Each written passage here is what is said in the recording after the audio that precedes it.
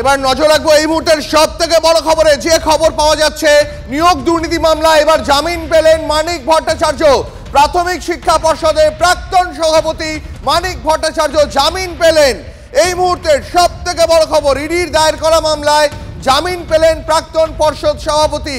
নিয়োগ দুর্নীতি মামলায় এবার জামিন পেলেন মানিক ভট্টাচার্য।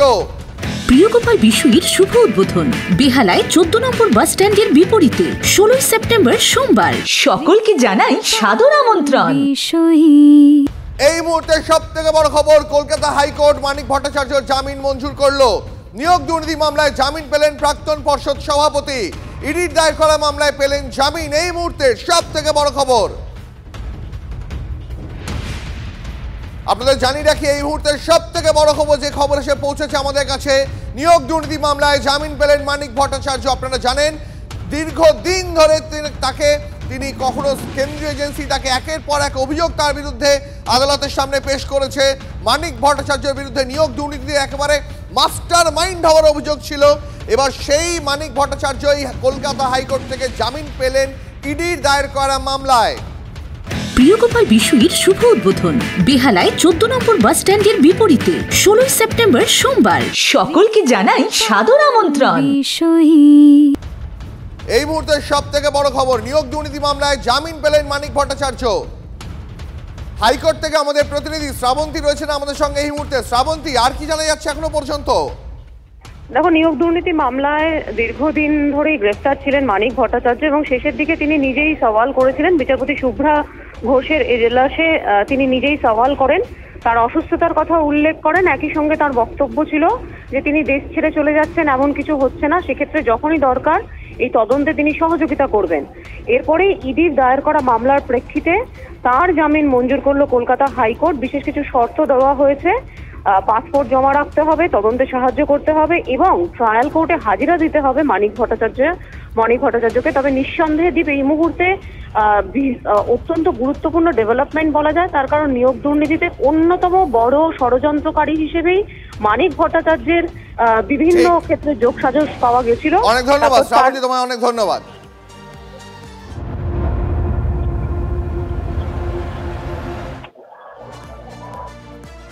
আরো একবার আপনাদের জানিয়ে রাখি, এই মুহূর্তের সব থেকে বড় খবর, মানিক ভট্টাচার্যর জামিন মঞ্জুর করলো কলকাতা হাইকোর্ট।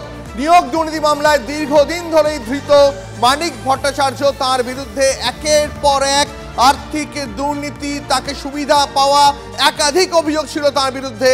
কিন্তু কলকাতা হাইকোর্টে ইডির দায়ের করা মামলায় জামিন পেয়ে গেলেন মানিক ভট্টাচার্য। অর্থাৎ আরও একজন মাস্টার মাইন্ড বলে যাকে চিহ্নিত করা হয়েছিল এই নিয়োগ দুর্নীতি মামলায়, গোটা নিয়োগ দুর্নীতির যে মাকড়সার জাল, সেখানে অন্যতম চরিত্র ছিলেন যে মানিক ভট্টাচার্য, প্রাক্তন পর্ষদ সভাপতি প্রাথমিক শিক্ষা পর্ষদের।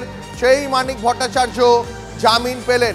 শ্রাবন্তী, আমরা দেখছি একের পর এক, এটা এই প্রথম নয়, একের পর এক নিয়োগ দুর্নীতির যারা অভিযুক্ত, যাদের মনে করা হচ্ছিল মাস্টার মাইন্ড, তাদের বিরুদ্ধে পর্যাপ্ত প্রমাণ, পর্যাপ্ত অভিযোগ আদালতের সামনে পেশ করতে পারছে না কেন্দ্রীয় এজেন্সি, যার ফলে জামিন পেয়ে যাচ্ছেন একের পর এক এই অভিযুক্তরা। প্রথম কথা হচ্ছে যে কতদিন পর্যন্ত গ্রেফতার করে রাখা হবে, এই প্রশ্নটা ঘুরে ফিরে বিভিন্ন নিয়োগ দুর্নীতিতে যারা এই মুহূর্তে গ্রেফতার হয়ে রয়েছেন তাদের কাছে উঠে এসেছে।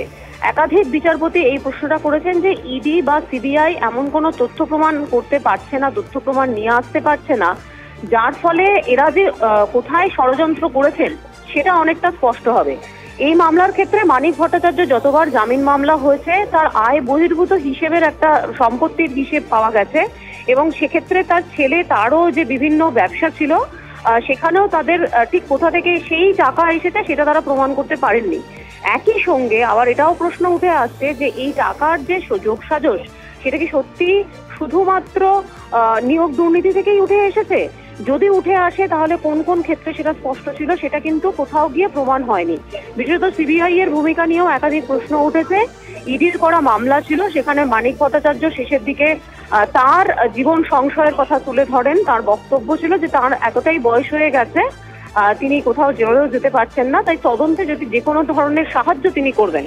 এখন প্রশ্ন হলো যে নিয়োগ দুর্নীতিতে একের পর এক, বিশেষত যখন মানিক ভট্টাচার্য জামিন পাচ্ছেন তাহলে অন্যতম বলা যেতে পারে ষড়যন্ত্রকারী হিসেবে যার নাম উঠে এসেছিল তিনি যদি ছাড়া পেয়ে যান, তাহলে নিয়োগ দুর্নীতির ভবিষ্যৎ কি, এই প্রশ্নটা ঘুরে ফিরে আসছে।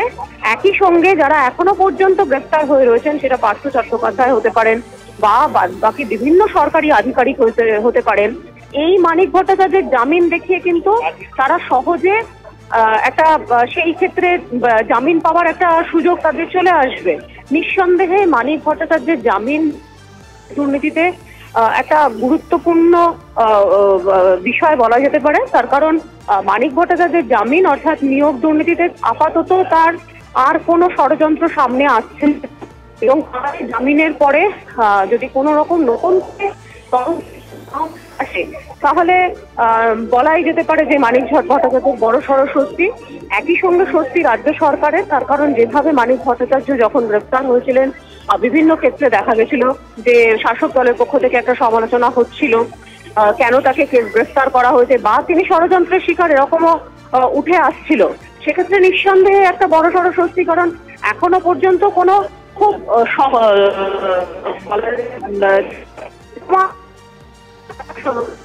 কিন্তু সিবিআই বা ইডি কেউই দিতে পারেনি। তাহলে নিয়োগ দুর্নীতিতে কিরকম তদন্ত চলছে এই প্রশ্নটা তো নিঃসন্দেহে বারবার উঠে আসবে। তোমার কাছে একটা সহজ প্রশ্ন জানতে চাইবো যে এখনই কি মানিক ভট্টাচার্য জেল মুক্তি হচ্ছে? দেখো, আপাতত ইডির যে দায়ের করা মামলা ছিল সেটাতে তিনি জামিন পেয়েছেন। বাদ বাকি যে মামলাগুলো রয়েছে সেখানে তিনি সিবিআই এর ক্ষেত্রে সুপ্রিম কোর্টে যেহেতু একটি রক্ষা কবচ আছে তাই অ্যারেস্টও করতে পারেনি। তাই ইডির এই মামলার ক্ষেত্রে রিলিজ যে তিনি পাবেন এমনটাই মনে করা হচ্ছে। অর্থাৎ আজকের বিকেলে যদি এই অর্ডার কপি আসে তাহলে তার জামিন পেতে আর কোনো সমস্যা থাকবে না, অন্তত এমনটাই আমরা জানতে পারছি। শ্রাবন্তী, আমাদের সঙ্গে থাকো। জানিয়ে রাখি আপনাদের এই মুহূর্তে সব থেকে বড় খবর, নিয়োগ দুর্নীতি মামলায় জামিন পেয়ে গেলেন তৃণমূল বিধায়ক মানিক ভট্টাচার্য। 23 মাসের মাথায় গ্রেপ্তার হওয়ার 23 মাসের মাথায় জামিন পেলেন মানিক ভট্টাচার্য। এর আগেই জামিন পেয়ে গিয়েছিলেন তার স্ত্রী এবং ছেলে। পলাশীপাড়ার তৃণমূল বিধায়ক মানিক ভট্টাচার্যকে জামিন দিল কলকাতা হাইকোর্ট। 2 বছরের মাথায় জামিন পেয়ে গেলেন মানিক ভট্টাচার্য। আপনাদের জানিয়ে রাখি এই মুহূর্তে সব থেকে বড় খবর, 2022 অক্টোবরে নিয়োগ দুর্নীতি মামলায় গ্রেপ্তার হন মানিক ভট্টাচার্য। গ্রেপ্তারির 23 মাসের মাথায় জামিন পেলেন প্রাথমিক শিক্ষা পর্ষদের প্রাক্তন সভাপতি মানিক ভট্টাচার্য। আমাদের সঙ্গে এই মুহূর্তে রয়েছেন বিজেপি নেতা সজল ঘোষ। সজলবাবু, টিভি9 বাংলা আপনাকে স্বাগত। মানিক ভট্টাচার্য প্রায় 2 বছর পর তিনিও নিয়োগ দুর্নীতি মামলায় জামিন পেয়ে গেলেন। দেখুন, জামিন একটা স্বাভাবিক প্রসিডিওর, স্বাভাবিক সিস্টেম। জামিন পেলেন মানে অভিযোগ থেকে মুক্তি পেলেন না, ওই জামিন পাওয়া মানে সাময়িক রেহাই। কিন্তু আমার মনে হয় মানুষ এতে খুশি হবে না। এই সমস্ত লোককে জেলের অন্তরালেই মানুষ দেখতে চায়, জেলের বাইরেই এদেরকে মানুষ প্রত্যাশা করে না। আর জামিন যদি একবার পাওয়া শুরু হয় তাহলে বাকিরাও জামিন পাবে। সিবিআই কে সেই দিকগুলোও নজর রাখতে হবে।